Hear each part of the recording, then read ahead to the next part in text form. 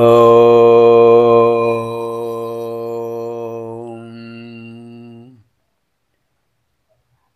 గురుభ్యో నమః. నమో దేవ్యై మహాదేవ్యై శివాయై సతతం నమః. నమః ప్రకృత్యై భద్రాయై నియతాః ప్రణతాస్మతాం. శృతిస్మృతిపురాణానాం ఆలయం కరుణాలయం నమామి భగవత్పాదం శంకరం లోకశంకరం. సర్వేభ్యः సౌందర్యలహరి అధ్యయన కార్యక్రమాయ స్వాగతం, శుభస్వాగతం. ఇదానీం వయం సర్వే పంచచత్వారింశత్తమ శ్లోకే ప్రవిశామः. ఇప్పుడు మనం 45వ లహరిలో ప్రవేశిస్తున్నాం. ఈ 45వ లహరిలో శంకర్ల వారు అమ్మవారి యొక్క వదన సౌందర్యాన్ని ప్రస్తుతిస్తున్నారు. ముందుగా మనం శంకర్ల వారు మనకు అనుగ్రహించినటువంటి అర్ధనారీశ్వర స్తోత్రంలో ప్రథమ శ్లోకం అధ్యయనం చేద్దాం. ఇవి 8 శ్లోకాలు. 9వది ఫలశ్రుతి. అర్ధనారీశ్వర స్తోత్రం నిజానికి స్తోత్రమే, స్తోత్రం రూపంలో ఉంది. కానీ ఈ స్తోత్రంలో అన్ని మంత్రాలే. ఈ శ్లోకంలో ఒక్కొక్క శ్లోకంలో 4-5 మంత్రాలు కనిపిస్తాయి. 4-5 మంత్రాలు. ఆ పదాలు విడదీసి ముందు ఓంకారం, తర్వాత నమః పెట్టుకుంటే అద్భుతమైన మంత్రాలు. అలాంటి మంత్రబద్ధమైనటువంటి, మంత్రపోతమైనటువంటి అర్ధనారీశ్వర స్తోత్రాన్ని శంకర్ల వారు మనకు అందించారు. శ్రీమద్ శంకరాచార్య విరచిత అర్ధనారీశ్వర స్తోత్రం. చాంపేయ గౌరార్ధ శరీరకాయై కర్పూర గౌరార్ధ శరీరకాయ ధమ్మిల్లకాయై చ జటాధరాయ నమః శివాయై చ నమః శివాయ. ఇందులో చివర మకుటం అన్ని శ్లోకాల్లో సమానంగా వస్తుంది. మకుటం అంటే సమానంగా వచ్చేది. మకుటం అంటే మామూలుగా కిరీటం. చూడగానే కిరీటం ఎలా ముందుగా కనిపిస్తుందో అలా శ్లోకం చదవగానే చివరి మంత్రం అద్భుతంగా మనకు ప్రత్యక్షంగా శివానుగ్రహం కనిపిస్తుంది. శివ శివాని, శివ పరమేశ్వర, శివస్య పత్ని శివాని పార్వతీదేవి. శివ పరమేశ్వరుడు, శివా శివాని, శివా మంగళప్రదురాలు. శివ మంగళప్రదుడు, శివా మంగళప్రదురాలు. అది అకారాంత పుంలింగ. శివ శివౌ శివా. ఇది ఆకారాంత స్త్రీలింగ. శివ శివే శివా. చతుర్థీ విభక్తిలో నమః శివాయ, శివాయ నమః, శివాయ శివుని కొరకు నమః నమస్కారం. అదే అమ్మవారికి అయితే శివాయై నమః, శివాయై నమః. అమ్మవారి కొరకు, మంగళప్రదురాలైన పార్వతీదేవి కొరకు నమస్కారం. దానికి ముందు ఓం పెట్టామనుకోండి, తర్వాత నమః పెట్టామనుకోండి, అవుతుంది ఓం నమః శివాయై చ నమః శివాయ, ఓం నమః శివాయై చ నమః శివాయ, ఓం నమః శివాయై చ నమః శివాయ. ఒకే మంత్రంలో ఆది దంపతులకు నమస్కారం చేస్తున్నటువంటి అద్భుతమైన, విశిష్టమైన అష్టాక్షరీ మంత్రం ఇది. ఓం నమః శివాయై చ శివాయ. దశాక్షరి. ఓం నమః శివాయ చ నమః శివాయ. దశాక్షరి. నమః శివాయ చ ఏకాదశాక్షరి అవుతుంది. ఏకాదశి రుద్రులు కనుక ఏకాదశాక్షరి. నమః నమః శివాయై చ నమః శివాయ. అద్భుతమైన మంత్రం. నమః శివాయై 5 అక్షరాలు, నమః శివాయ 5 అక్షరాలు, మధ్యలో చకారం 11 అక్షరాలు. ఏకాదశాక్షరి మంత్రం ఇది. చాంపేయ గౌరార్థ శరీరకాయై. అమ్మవారు ఎలా ఉన్నారంటే చాంపేయ గౌరార్థ, సంపెంగ పువ్వు ఎలా ఏ రంగులో ఉంటుందో అలా వెలిగిపోతున్నారు. చాంపేయ గౌర అర్ధ శరీరకాయ. ఒకే దేహంలో వామభాగం అమ్మవారు, దక్షిణ భాగం స్వామివారు. ఈ వామభాగం అమ్మవారు చాంపేయ గౌరార్థ శరీరకాయ, చంపక పుష్ప వర్ణంలో ఉన్నారు.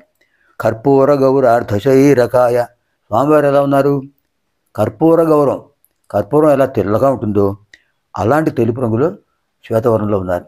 అమ్మవారు పసుపచ్చ రంగులో ఉన్నారు, స్వామివారు శ్వేతవర్ణంలో ఉన్నారు. ధమ్మిల్లకాయైచ జటాధరాయ, అమ్మవారు ధమ్మిల్లకం అంటే జుట్టుముడి, అమ్మవారు జుట్టుముడి ధరించి ఉన్నారు. ధమ్మిల్లకం అంటే జుట్టుముడి. ఇక స్వామివారు జటాధరాయ, జడలు పైకి కట్టుకున్నారు. ఎవరు వాళ్ళు? నమ శివాయై చ నమ శివాయ, నమ శివాయై చ నమ శివాయ, శివాయై నమ, అమ్మవారికి నమస్కారం. చ మరియు నమ శివాయ, పరమేశ్వరునికి నమస్కారం. చాంపేయ గౌరార్థ శరీరకాయై కర్పూర గౌరార్థ శరీరకాయ ధమ్మిల్లకాయై చ జటాధరాయ నమ శివాయై చ నమ శివాయ. ఇప్పుడు మనం 45వ లహరిలో ప్రవేశిస్తున్నాం. అరాళై స్వాభావ్యాత్ అడికలభసశ్రీభిరలకై పరీతం తే వక్త్రం పరిహసతి పంకేరుహరుచిం ధరస్మేరేయస్మిన్ దశనరుచి కింజల్కరుచిరే సుగంధౌ మాద్యంతి స్మరదహన చక్షుర్మధురిహ మధులిహ. అలా అద్భుతమైన భావన. అరాళై స్వాభావ్యాత్ అళికలభసస్త్రీభిరలకై పరీతం తే వక్త్రం పరిహసతి పంకేరుహరుచిం ధరస్మేరేయస్మిన్ దశనరుచి కింజల్కరుచిరే సుగంధౌ మాద్యంతి స్మరదహన చక్షుర్మధులిహ. హే భగవతి, స్వాభావ్యాత్, స్వభావాన్ని అనుసరించి అరాళై, వంకరగా ఉన్నటువంటి అడికలభసశ్రీ, తుమ్మెదల యొక్క కాంతి వంటి కాంతి కలిగిన అలకై, ముంగురుల వల్ల పరీతం ఆవరించబడిన తేని యొక్క వక్త్రం వదనము పంకేరుహ రుచిం, పంకేరుహం అంటే పంకం అంటే బురద, రుహ అంటే ఆవిర్భవించేది, పుట్టేది, బురదలో పుడుతుంది ఏమిటి? పద్మం. పంకేరుహ రుచిం, ఆ పద్మం యొక్క సౌభాగ్యాన్ని, సౌందర్యాన్ని పరిహసిస్తున్నది. అంచేతే ధరస్మేరే, అద్భుతమైన మందహాసంతో, దశన రుచి కింజల్కరుచిరే, దంతకాంతితో, కింజల్కరుచిరే, కేసరములతో సుందరమైనటువంటి, సుగంధవు పరిమళభరితమైన, యస్మిన్ ఏ వదనమునందు స్మరదహన చక్షుర్మధులిహ, స్మరదహన, స్మర మన్మథుణ్ణి, దహన దహించినటువంటి, చక్షు అగ్నిజ్వాల, అగ్నినేత్రం, జ్వాలానేత్రం, అటువంటి కలిగిన ఆ స్వామి యొక్క చక్షుర్మధులిహ, ఆ నేత్రాలు అనేటువంటి తొమ్మిదలు మాద్యంతి, ఆనందిస్తున్నాయి.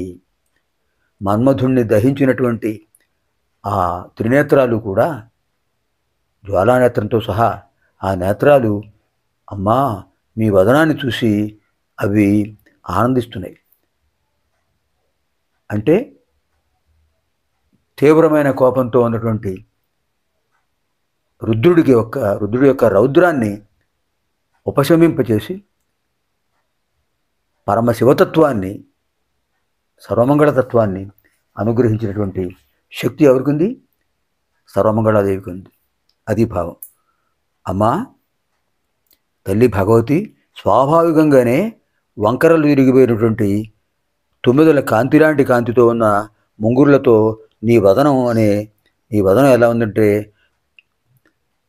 పద్మాన్ని కూడా పరిహసిస్తుంది. పద్మ సౌందర్యాన్ని అధిగమించిన సౌందర్యం మీ వదనానికి ఉన్నది. మందహాసంతో ఉన్నది పైగా మీ వదనం. పరిమళభరితమైన పద్మంపై ఆ తొమ్మిదలు ఎలా తిరుగుతుంటాయో పద్మ దర్శనం కోసం, అలా మన్మధుణ్ణి దహించినటువంటి శివుని యొక్క చూపులు నీ వదనముపై పరిభ్రమిస్తున్నాయి. మీ ముఖాన్ని చూస్తూ మీ వదన సౌందర్యాన్ని ఆస్వాదిస్తున్నాయి, స్వామివారి త్రినేత్రములు. అద్భుతమైన భావన.